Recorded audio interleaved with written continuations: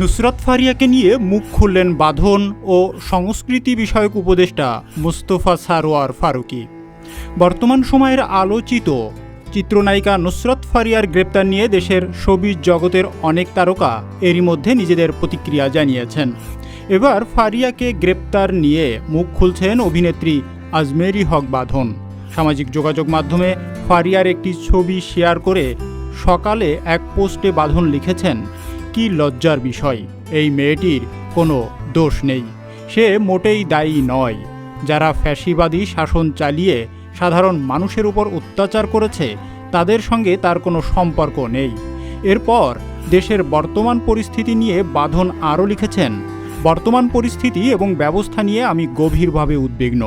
আমরা এমন দেশে বাস করি না যেখানে ন্যায় বিচার সাধারণভাবে প্রচলিত। তবে এবারের ঘটনাটি একেবারেই গ্রহণযোগ্য না। নুসরাত ফারিয়ার গ্রেপ্তার বিব্রতকর একটি ঘটনা হয়ে থাকলো বলে মন্তব্য করেছেন সংস্কৃতি বিষয়ক উপদেষ্টা মুস্তফা সারোয়ার ফারুকী। নিজের ভেরিফাইড ফেসবুক অ্যাকাউন্টে দেওয়া এক স্ট্যাটাসে এমন মন্তব্য করেছেন উপদেষ্টা।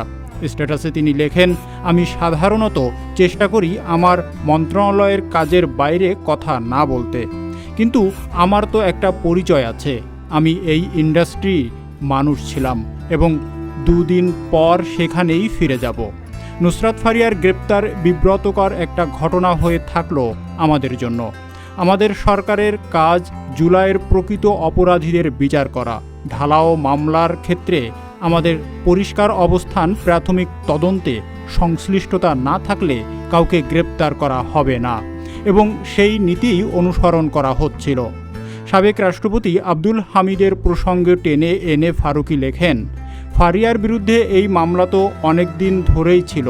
উল্লেখ করে সংস্কৃতি বিষয়ক উপদেষ্টা বলেন, সরকারের পক্ষ থেকে তদন্ত শেষ হওয়ার আগে গ্রেপ্তারের কোনো উদ্যোগ নেওয়ার বিষয়ে আমার নজর আসেনি, কিন্তু এয়ারপোর্টে যাওয়ার পরেই এই ঘটনাটা ঘটে। স্ট্যাটাসে ফারুকী আরও লেখেন, আমি বিশ্বাস করি ফারিয়া আইনি প্রতিকার পাবে এবং এই ধরনের ঢালাও মামলাকে আমরা আরও সংবেদনশীলভাবে হ্যান্ডেল করতে পারবো, এই আশা। আমাদের মনে রাখতে হবে, আমাদের প্রধান কাজ জুলাইয়ের প্রকৃত অপরাধীদের বিচার করা।